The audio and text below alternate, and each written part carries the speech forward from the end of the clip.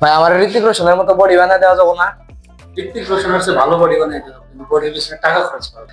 আমার প্রতি মাসের ফি হলো 25,000 টাকা, সাপ্লিমেন্ট লাগবে 50-60 হাজার টাকা, 70-80 হাজার টাকা মাসে খরচ করলে বডি ফিট। ভাই টাকা টুকা নাই, টাকা টুকা দিতে পারবো না। যদি বডি না বানায় দেন তাহলে আনসাবস্ক্রাইব করে দিন। হুমুন্দি কয় গিরা এটা দিয়ে এমনি এমনি বাইসেপের ব্যায়াম করতে থাকো। হ্যাঁ, এটাতে গান করে আমার 2 বছর বডি।